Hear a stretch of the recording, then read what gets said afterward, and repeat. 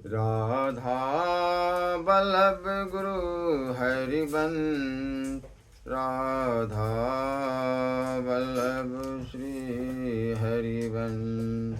जय जय राधा वल्लभ श्री हरिवंश, श्री वृंदावन श्री बनीचंद्र। जय जय राधा वल्लभ गुरु हरिवंश, गुरु वृंदावन गुरु बनीचंद्र। ओम श्री परमात्मने नमः। श्री गणेशाय नमः।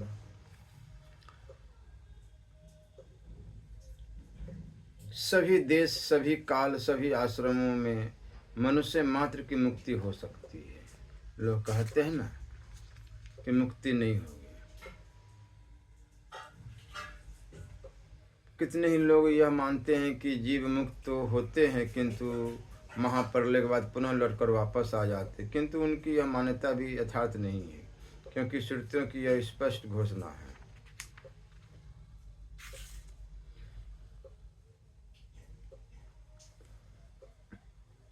कितने ही लोग ऐसा कहते हैं कि इस देश में, इस काल में और गृहस्थ आश्रम में मुक्ति नहीं होती। यह कथन भी युक्तियुक्त नहीं है, क्योंकि ऐसा मान लेने पर तो परमात्मा की प्राप्ति असंभव सी हो जाती है।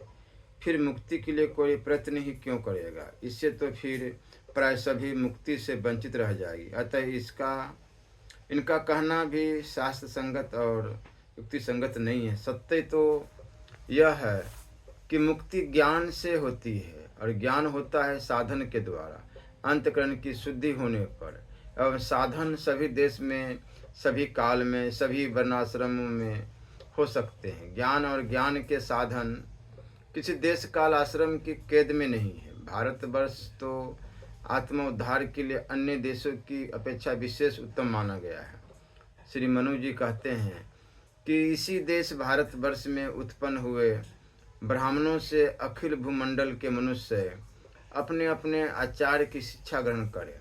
अतः यह कहना कि इस देश में मुक्ति नहीं होती अनुचित है। इसी प्रकार यह कहना भी अनुचित है कि गृहस्थ आश्रम में मुक्ति नहीं होती, क्योंकि मुक्ति में मनुष्य मात्र का अधिकार है। भगवान ने बतलाया है कि हे अर्जुन, स्त्री, वैश्य, शूद्र या पाप योनि, चंडाल आदि जो कोई भी हो, वह भी मेरे शरण होकर परम गति को ही प्राप्त होते हैं।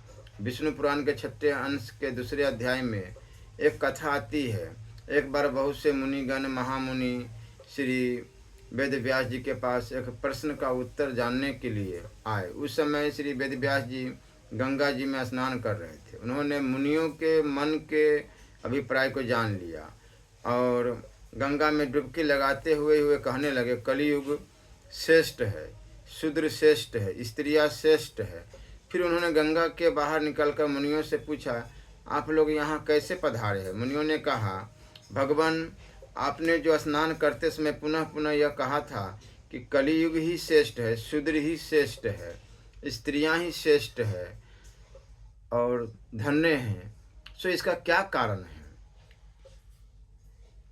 हे ब्राह्मणों, जो परमात्मा की प्राप्ति रूप फल सत्ययुग में 10 वर्ष तपस्या, ब्रह्मचर्य और जप आदि करने पर मिलता है, उसे मनुष्य त्रेता में 1 वर्ष में, द्वापर में 1 मास में और कलयुग में केवल 1 दिन रात में प्राप्त कर लेता है। इसी कारण मैंने कलयुग को श्रेष्ठ कहा है। जो परमात्मा की प्राप्ति सत्ययुग में ध्यान से, त्रेता में यज्ञ से और द्वापर में पूजा करने से होती है, वही कलयुग में श्री भगवान के केवल नाम कीर्तन करने से ही हो जाती है। यहाँ अन्य सब कालों की अपेक्षा कलयुग की विशेषता बतलाई गई है। इसलिए इस काल में मुक्ति नहीं होती, यह बात शास्त्र से असंगत है। बाबा तुलसीदास जी ने भी कहा है, कलियुग समयुग आन नहीं, जो नर करे विश्वास, गाई राम गुण गण विमल, भवतर बिन ही प्रयास। अब शूद्र क्यों श्रेष्ठ यह भी बतलाते हैं। द्विजातियों को पहले ब्रह्मचर्य व्रत का पालन करते हुए वेदाध्ययन करना चाहिए और फिर स्वधर्म के अनुसार उपार्जित धन के द्वारा विधि पूर्वक यह करना कर्तव्य है। इस प्रकार करने पर वे अत्यंत कलेश से अपने पुण्य लोक को प्राप्त करते हैं, किंतु जिससे केवल मंत्रहीन पाक यज्ञ का ही अधिकार है, वह शूद्र तो द्विजाति ब्राह्मण क्षत्रिय वैश्य की सेवा करने से अनायास ही अपने पुण्य लोक को प्राप्त कर लेता है। इसलिए वह अन्य जातियों की अपेक्षा धन्यंतर है। अब स्त्रियों को किस लिए श्रेष्ठ कहा सो बतलाते हैं।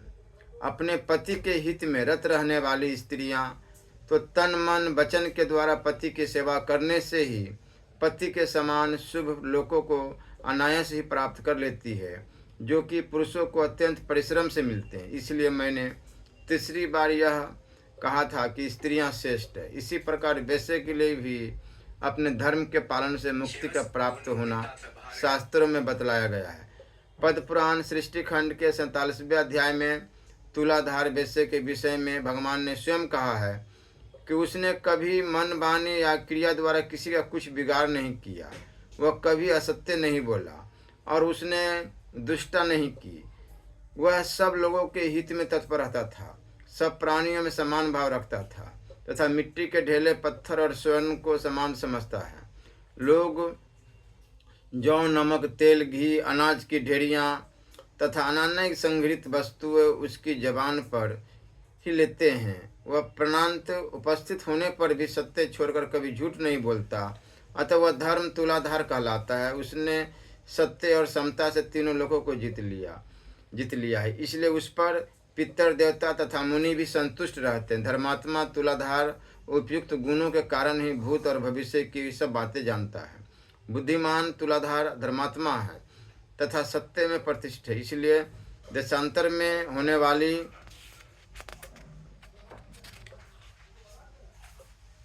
सभी बातें भी उससे ज्ञात हो जाती है। तुलाधार के समान प्रतिष्ठित व्यक्ति देवलोक में भी नहीं है।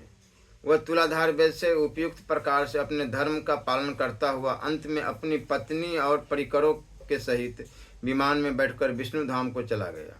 इसी प्रकार मूक चंडाल भी माता पिता की सेवा करके उसके प्रभाव से भगवान के परम धाम में चला गया। वह माता पिता की सेवा किस प्रकार से किया करता था, इसका पद्म पुराण सृष्टि खंड 47वें अध्याय में बड़ा सुंदर वर्णन है। वहाँ बतलाया है कि वह चंडाल सब प्रकार से अपने माता पिता की सेवा में लगा रहता था। जाड़े के दिनों में वह अपने माँ बाप को स्नान के लिए गर्म जल देता, उनके शरीर में तेल मलता, तापने के लिए अंगीठी जलाता, भोजन के पश्चात पान खिलाता और रुईदार कपड़े पहनने को देता था। प्रतिदिन भोजन के लिए मिष्टान परोसता और बसंत ऋतु में महुए के पुष्पों की सुगंधित माला पहनाता था। इनके सिवा और भी जो भोग सामग्रियाँ प्राप्त होती उन्हें देता और भांति भांति की आवश्यकताएं पूर्ण किया करता था। गर्मी के मौसम में प्रतिदिन माता पिता को पंखा झलता था। इस प्रकार नित्य प्रति उनकी परिचर्या करके ही वह भोजन करता था। माता पिता की थकावट और कष्ट का निवारण करना उसका सदा का नियम था। इन पुण्य कर्मों के कारण उस चंडाल का घर बिना किसी आधार और खंभे की आकाश में स्थित था। उसके अंदर त्रिभुवन के स्वामी भगवान श्री हरि मनोहर ब्राह्मण का रूप धारण किए नित्य विराजमान रहते थे। वे सत्य स्वरूप परमात्मा अपने महान सत्यमय तेजस्वी विग्रह से उस चंडाल के घर की शोभा बढ़ाते थे। उसी प्रसंग में एक शुभा नाम की पतिव्रता स्त्री का आख्यान भी आया है। जब तपस्वी नरोत्तम ब्राह्मण मुख चंडाल के कथानुसार पतिव्रता के घर गया और उसके विषय में पूछने लगा तो अतिथि की आवाज़ सुनकर वह पतिव्रता घर के दरवाजे पर आकर खड़ी हो गई। उस समय ब्राह्मण ने कहा, देवी, तुमने जैसा देखा और समझा है उसके अनुसार स्वयं ही सोचकर मेरे लिए प्रिय और हित की बात बतलाओ। सुभा बोली, ब्राह्मण, इस समय मुझे पतिदेव की सेवा करनी है, अतः अवकाश नहीं है, इसलिए आपका कार्य पीछे करूँगी। इस समय तो आप मेरा आतिथ्य ग्रहण कीजिए। नरोत्तम ने कहा, मेरे शरीर में इस समय भूख प्यास और थकावट नहीं है, मुझे अभीष्ट बात बतलाओ, नहीं तो मैं तुम्हें शाप दे दूंगा। तब उस पतिव्रता ने कहा, दृश्यश्रेष्ठ, मैं बगुला नहीं हूँ, आप धर्म तुलाधार के पास जाइए और उन्हीं से अपने हित की बात पूछिए। यूँ कहकर वह पतिव्रता अपने घर के भीतर चली गई। अपने धर्म पालन में कितनी ढूंढ निष्ठा है। इस पतिव्रता के व्रत के प्रभाव से ही वह देशांतर में घटने वाली घटनाओं को भी जान लेती थी और इस प्रकार की पति सेवा करती हुई अंत में वह अपने पति के सहित भगवान के परम धाम में चली गई। ऐसे ही द्रौपदी, अनसुईया, शुक्ला आदि और भी बहुत सी पतिव्रताएं ईश्वर की भक्ति और पातिव्रत के प्रभाव से परम पद को प्राप्त हो चुकी है। इसी प्रकार शतशूद्रों में संजय, लोमहर्षण, उग्रसर्वा आदि सूत भी परम गति को प्राप्त हुए हैं तथा निम्न जातियों में गिरह, केवट, सबरी, भिलनी आदि मुक्त हो गए हैं। जब स्त्री, वैश्य और शूद्रों की तथा पाप योनि, चंडाल आदि गृहस्थों की मुक्ति हो जाती है तो फिर उत्तम वर्ण और उत्तम आश्रमों वालों की मुक्ति हो जाए, इसमें क्या आश्चर्य। शास्त्रों के इन प्रमाणों से यह भली भांति सिद्ध हो जाता है कि सभी देश काल, सभी काल और सभी जाति में मनुष्य कल्याण हो सकता है। इसमें कोई आपत्ति नहीं है। इसलिए प्रत्येक मनुष्य को उचित है कि वह चाहे किसी भी देश में हो, किसी भी काल में हो और किसी भी जाति, वर्ण और आश्रम में हो, उसी में शास्त्र विधि के अनुसार अपने कर्तव्य का पालन करता हुआ ज्ञान योग, कर्म योग या भक्ति योग किसी भी अपनी रुचि और अधिकार के अनुकूल साधन के द्वारा परमात्मा को प्राप्त करने का पूरा प्रयत्न करे। निराश नहीं होना चाहिए। हर समय नाम जप करना चाहिए, जो भी आपको प्रिय हो। राधा कृष्ण, राधा राधा, कृष्ण हरि गोविंद या शिव शिव, श्री राम जय राम, जो भी आपको प्रिय हो एक नाम पकड़ के हर समय नाम जप अवश्य करनी चाहिए। पहले हमारे मन में कई विचार हुए थे किंतु अभी तक विचार के अनुसार कोई काम नहीं हुआ। एक तो ऐसा विचार हुआ था कि संसार में 3 श्रेणी के मनुष्य तैयार हो, भक्ति योगी, कर्म योगी और ज्ञान योगी। ज्ञान के द्वारा जिन्होंने आत्मा का उद्धार कर लिया वह ज्ञान योगी, भक्ति के द्वारा जो भगवान को प्राप्त करके मुक्त हो गए वह भक्ति योगी, और निष्काम भाव से कर्म करके जो मुक्त हो गए वह कर्म योगी। यह बात प्रत्यक्ष देखने में आवे कि इस समूह में सभी ज्ञान योगी है, इस समूह में सभी भक्ति योगी है और इस समूह में सभी कर्म योगी है। ऐसा मन का विचार था, परंतु समूह की तो बात दूर रही, अपने लोगों में 2-4 भी ऐसे पुरुष तैयार नहीं हुए। यह खेद की बात अवश्य है, परंतु अभी तक ऐसे पुरुषों का निर्माण न होने पर भी मन में कभी निराशा नहीं होना चाहिए। मनुष्य को सदा आशावादी ही रहना चाहिए। अब हम लोगों में बहुत से भाई मृत्यु के समीप पहुंच रहे हैं और यह उपयुक्त बात अभी तक विचार में ही रही, कार्य रूप से परिणित नहीं हो सकी। मुझे तो यही समझना चाहिए कि यह मेरी कमी है। मुझ में कोई ऐसा प्रभाव नहीं कि जिससे दूसरे पुरुषों को परमात्मा की प्राप्ति हो जाए, यानी मुझ में ऐसी कोई सामर्थ्य नहीं कि मैं दूसरों को मुक्त कर सकूं। जितने सुनने वाले भाई हैं उन लोगों को यही समझना चाहिए कि हम जो शास्त्र की बातें सुनते हैं उनको काम में नहीं लाते, इसलिए हम परमात्मा की प्राप्ति से वंचित हैं। श्रुति, स्मृति, इतिहास, पुराणों की अर्थात उपनिषद, गीता, महाभारत, रामायण, भागवत आदि की जो बातें हैं वे अवश्य कल्याण करने वाली है। मैं तो केवल उनका अनुवाद मात्र कर देता हूँ। यह बात नहीं कि आप लोगों के लिए तो इनका पालन करना कर्तव्य है और मेरे लिए नहीं, ऐसा मैं नहीं कहता। गीता तो साक्षात ईश्वर के वचन हैं और अन्य सब शास्त्र ऋषि मुनियों के उन शास्त्रों के वचनों को कोई भी काम में लाए तो उनका कल्याण हो सकता है। आप लोग काम में लाए तो आप लोगों का कल्याण हो सकता है, और यदि मैं काम में लाऊं तो मैं ऐसा नहीं कह सकता कि जो कुछ मैं कहता हूं उन सभी बातों को मैं स्वयं आचरण में लाकर ही करता हूं, किंतु उनको आचरण में लाना उत्तम समझता हूं। अतः आचरण में लाने के लिए हम लोगों को प्रयत्न करना चाहिए। फिर भी मैं निराश नहीं हूं और मुझको निराश होना भी नहीं चाहिए। आप लोगों को भी निराश नहीं होना चाहिए कि इतने दिनों तक हम लोग आचरण में नहीं ला सके तो भविष्य में शायद ही ला सके। मन में थोड़ी भी निराशा हो जाती है तो कार्य सफल नहीं होता अतः सबको बड़े ही धैर्य, उत्साह और तेजी के साथ भगवान की तथा ऋषियों की आज्ञा का कर्तव्य समझकर पालन करते ही रहना चाहिए एवं दूसरों से पालन कराने की भी प्रेम पूर्वक चेष्टा करनी चाहिए, क्योंकि गीता में 18वें अध्याय के 68वें और 69वें श्लोक में भगवान कहते हैं कि मेरे भावों का जो संसार में प्रचार करता है, अर्थात जो गीता शास्त्र का प्रचार करता है, वह मेरी परम भक्ति करके मुझको प्राप्त हो जाता है। इतना ही नहीं, उसके समान मेरा प्यारा काम करने वाला दुनिया में न कोई हुआ है, न कोई है और न कोई भविष्य में होगा। इन बातों पर ध्यान देकर हम भगवान के भावों का प्रचार करें तो उससे अपना कल्याण तो निश्चित है ही, दूसरों का भी कल्याण हो सकता है। इसलिए मुझको तो यही आशा रखनी चाहिए कि आप लोगों की जो स्थिति और साधन है वह उत्तरोत्तर विशेष प्रबल हो सकता है और आप लोगों को भी मन में खूब उत्साह लाकर अपनी स्थिति और साधन जिस तरह से तेज हो, ऐसी चेष्टा करनी चाहिए। भगवान की तो कृपा है ही, उनकी तो हर समय ही सहायता रहती है। भगवान की आज्ञा के अनुसार जो कोई चलता है और चलना चाहता है, भगवान उसकी सब प्रकार से सहायता करते हैं। हम देख रहे हैं कि जो मनुष्य सरकारी आज्ञा का पालन करना चाहता है, सरकार उसकी सहायता करती है, फिर भगवान सहायता करे, इसमें तो कहना ही क्या है। केवल हमारा ध्येय लक्ष्य यह होना चाहिए कि हम भगवान की और महापुरुषों की आज्ञा का परम कर्तव्य समझकर पालन करें। शास्त्र में यह बात देखी गई है कि जो मनुष्य अपने कर्तव्य का पालन करता रहता है, महात्माओं की ओर और ईश्वर की कृपा से उसके कार्य की सिद्धि हो जाती है। कर्तव्य पालन से अवश्य मुक्ति होती है।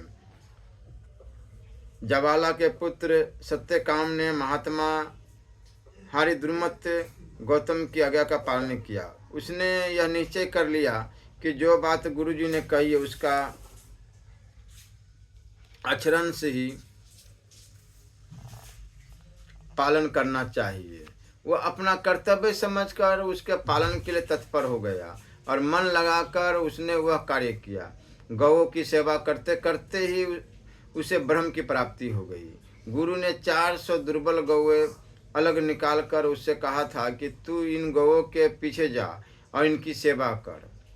कितने आश्चर्य की बात है। देखने में तो यह कोई ब्रह्म की प्राप्ति का साधन नहीं है। वह तो आया था गुरु की सेवा में और परमात्मा की प्राप्ति के लिए, और गुरु ने कह दिया कि तुम गौओं के पीछे जाओ। पर उसको यह ढूंढ विश्वास था कि गुरु की आज्ञा का पालन करने से परमात्मा की प्राप्ति अपने आप अवश्य होगी। गुरु जी तो कुछ कहते हैं मेरे कल्याण के लिए ही कहते हैं। उसको यह पूरा निश्चय था, नहीं तो वह इस प्रकार कैसे करता। उसका परिणाम भी परम कल्याणकारी हुआ, उससे परमात्मा की प्राप्ति हो गई और आगे चलकर भी एक उच्च कोटि का आचार्य बन गया। उसके पास भी विद्यार्थी लोग शिक्षा लेने के लिए आने लगे। उसको यह विश्वास था कि जैसे मुझको अपने आप ही गुरु की कृपा से परमात्मा की प्राप्ति हो गई, इसी प्रकार मेरे समीप रहने वालों को भी हो जानी चाहिए। उपकौशल नाम का उसका एक शिष्य था। उसको गुरु की तथा अग्नियों की सेवा करते करते 12 वर्ष बीत गए, किंतु आचार्य ने अन्य ब्रह्मचारियों को तो समावर्तन संस्कार करके विदा कर दिया, केवल उसी को नहीं किया। तब एक दिन सत्यकाम से उनकी धर्मपत्नी ने कहा, स्वामी यह ब्रह्मचारी बड़ी तपस्या कर चुका है, इसने आपकी और अग्नियों की भी भली भांति सेवा की है, अतः इसे ब्रह्म का उपदेश करना चाहिए। परंतु सत्यकाम उसे उपदेश दिए बिना ही बाहर वन की ओर चले गए, क्योंकि उनको यह पूरा विश्वास था कि यह श्रद्धालु है और कर्तव्य का पालन कर रहा है, इसलिए इससे अपने आप ही निश्चय ब्रह्म की प्राप्ति हो जाएगी।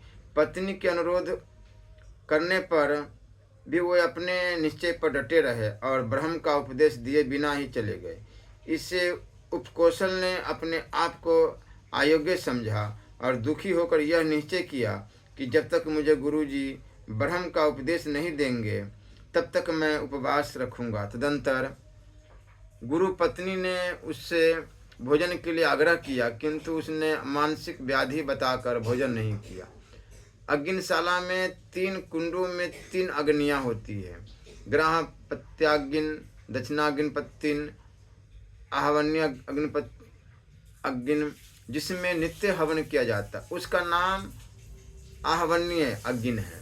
पूर्णमासी तथा अमावस्या के दिन जिसमें हवन किया जाता है वह दक्षिणाग्नि है, और जिसमें बलि विश्वदेव किया जाता है वह ग्रह प्रत्यय अग्नि है।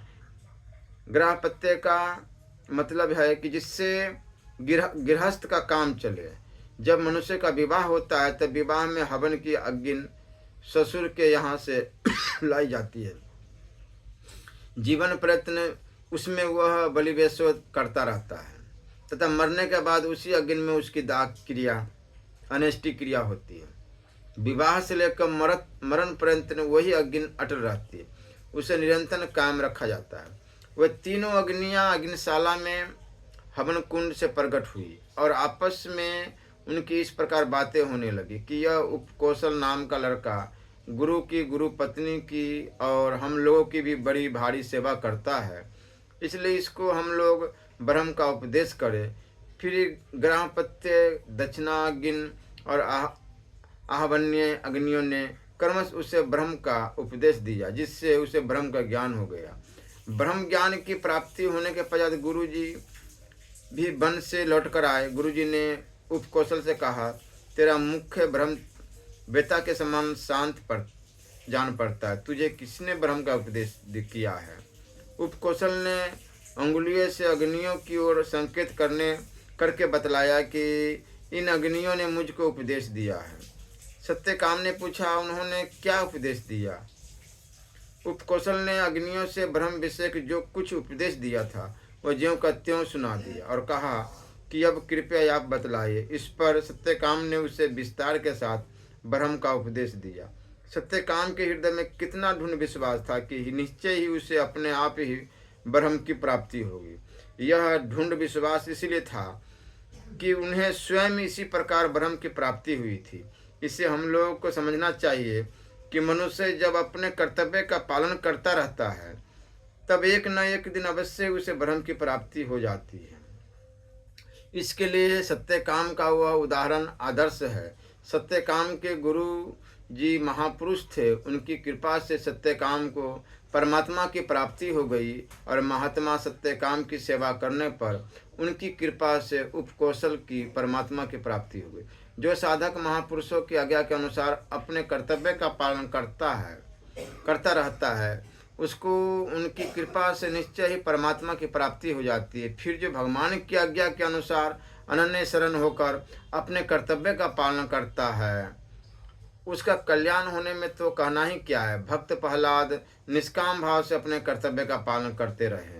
उन्होंने कभी दर्शन देने के लिए भी भगवान से प्रार्थना नहीं की। उन पर भारी से भारी अत्याचार होते रहे, किंतु उन्होंने कभी अपने कर्तव्य पालन से मुंह नहीं मोड़ा। इस प्रकार करते करते एक दिन वह आया जबकि स्वयं भगवान ने नरसिंह रूप में प्रकट होकर उन्हें दर्शन दिया और प्रहलाद से कहा, प्रियवश कहाँ तो तेरा कोमल शरीर और कहाँ और तेरी सुकुमार अवस्था और कहाँ उस उन्मत्त दैत्य के द्वारा की हुई तुझ पर दारुण यातनाएं। और यह कैसा अभूतपूर्व प्रसंग देखने में आया। मुझे आने में यदि देर हो गई हो तो तू मुझे क्षमा कर। यह सुनकर प्रहलाद जी लज्जित हो गए और बोले, महाराज आप यह क्या कहते हैं? उसके बाद भगवान नरसिंह प्रहलाद से बोले कि तेरी इच्छा हो सो वरदान मांग। इस पर प्रहलाद जी ने कहा, प्रभु मैं जन्म से ही विषय भोग में आसक्त हूँ, अब मुझे इन वरों के द्वारा आप लुभाइए नहीं। मैं उन भोगों से भयभीत होकर उनसे निर्विन्न होकर उनसे छूटने की इच्छा से ही आपकी शरण में आया हूँ। भगवान मुझ में भक्त के लक्षण है या नहीं यह जानने के लिए आपने अपने भक्तों को वरदान मांगने की ओर प्रेरित किया है। यह विषय भोग हृदय की गांठ को और भी मजबूत करने वाला तथा बारंबार जन्म मृत्यु के चक्र में डालने वाले हैं। जगत गुरु परीक्षा के सिवा ऐसा कहने का और कोई कारण नहीं दिखता, क्योंकि आप परम दयालु है। आपसे जो सेवक अपनी कामनाएं पूर्ण करना चाहता है वह सेवक नहीं, वह तो लेन देन करने वाला बनिया है, जो स्वामी से अपनी कामनाओं की पूर्ति चाहता है वह सेवक नहीं, और जो सेवक से सेवा कराने के लिए ही उसका स्वामी बनने के लिए उसकी कामनाएं पूर्ण करता है वह स्वामी नहीं है। मैं आपका निष्काम सेवक हूँ और आप मेरे निरपेक्ष स्वामी हैं। जैसे राजा और उसके सेवकों का प्रयोजन बस स्वामी सेवक का संबंध रहता है, वैसा तो मेरा और आपका संबंध है नहीं। मेरे स्वामी, यदि आप मुझे मुँह मांगा वर देना ही चाहते हैं तो यह वर दीजिए कि मेरे हृदय में कभी किसी कामना का बीज अंकुरित ही न हो। यह है निष्काम भाव। निष्काम का स्तर सबसे ऊंचा है। फिर भी हम भगवान से अपनी आत्मा के कल्याण के लिए, परमात्मा के दर्शन के लिए, भगवान में प्रेम होने के लिए स्तुति प्रार्थना करें तो वह कामना शुद्ध होने के कारण निष्काम ही है। उच्च निष्काम भाव का स्वरूप अपने परम कल्याण की, भगवान में प्रेम होने की और भगवान के दर्शनों की जो कामना है, यह शुभ और शुद्ध कामना है, इसलिए उसमें कोई दोष नहीं है। फिर भी अपने कर्तव्य का पालन करना और कुछ भी नहीं मांगना, यह और भी उच्च कोटि का भाव है। और देने पर मुक्ति को भी स्वीकार न करना, यह उससे भी बढ़कर बात है। श्री भगवान और महात्माओं के पास जो मांगने की आवश्यकता ही नहीं पड़ती, क्योंकि जैसे कोई सेवक नौकरी करता है और उसकी सेवा को स्वीकार करने वाले स्वामी यदि उच्च कोटि के होते हैं तो स्वयं ही उसका ध्यान रखते हैं। वह न भी ध्यान रखे तो भी उस सेवक की कोई हानि नहीं होती। यदि उसमें सच्चा निष्काम भाव हो तो परमात्मा की प्राप्ति भी हो सकती है, किंतु ऐसा उच्च कोटि का भाव ईश्वर की कृपा से ही होता है। इस समय ऐसे स्वामी बहुत ही कम हैं और ऐसे सेवक भी देखने में बहुत कम आते हैं, परंतु इससे यह नहीं समझना चाहिए कि संसार में ऐसे सेवक नहीं हैं या कोई नहीं है। अवश्य ही संसार में सच्चे महात्मा बहुत ही कम हैं, करोड़ों में कोई एक ही होते हैं। भगवान ने भी गीता में कहा है कि हजारों मनुष्य में कोई एक मेरी प्राप्ति के लिए यत्न करता है, और उन यत्न करने वाले योगियों में भी कोई एक मेरे परायण होकर मुझको तत्व से अर्थात यथार्थ रूप से जानता है। हमारा यह कहना नहीं है कि संसार में महात्मा है ही नहीं, और हम यह भी नहीं कह सकते हैं कि संसार में कोई श्रद्धालु सच्चा सेवक पात्र भी नहीं है। संसार में ऐसे पात्र भी मिलते हैं और महात्मा भी, किंतु मिलते हैं बहुत कम। उस कम की श्रेणी में ही हम लोगों को भाग लेना चाहिए, अर्थात उस प्रकार के बनने की कोशिश करनी चाहिए। हम लोगों को तो यह भाव रखना चाहिए कि केवल हमारे आत्मा का ही नहीं, सबका कल्याण हो। अपने आत्मा के कल्याण के लिए तो सब जिज्ञासु प्रयत्न करते ही हैं। इसकी अपेक्षा यह भाव उच्च कोटि का है कि सभी हमारे भाई हैं, अतः सभी के साथ हमारा कल्याण होना चाहिए। इससे भी उच्च कोटि का भाव यह है कि सबका कल्याण होकर सबके बाद हमारा कल्याण हो। इसमें भी मुक्ति की कामना है, किंतु कामना होने पर भी निष्काम के तुल्य है, और अपने कल्याण के विषय में कुछ भी कामना न करके अपने कर्तव्य का पालन करता रहे तथा अपना केवल यही उद्देश्य रखे कि सबका उद्धार हो, तो यह और भी विशेष उच्च कोटि का भाव। लक्ष्य तो अपना सबसे उच्च कोटि का ही होना चाहिए, कार्य में परिणत न होना तो भी सिद्धांत तो उच्च कोटि की रखना उचित है। हमको इस बात का ज्ञान भी हो जाए कि यह उच्च कोटि की चीज़ है तो किसी समय यह कार्य में भी परिणत हो सकती है। ज्ञान ही नहीं हो तो कर्म कार्य में कैसे आवे भगवान। इसलिए हर समय नाम जप अवश्य करते रहना चाहिए। राधा राधा राधा राधा राधे कृष्ण राधे कृष्ण राधे श्याम श्याम श्याम। श्री राधा वल्लभ लाल की जय।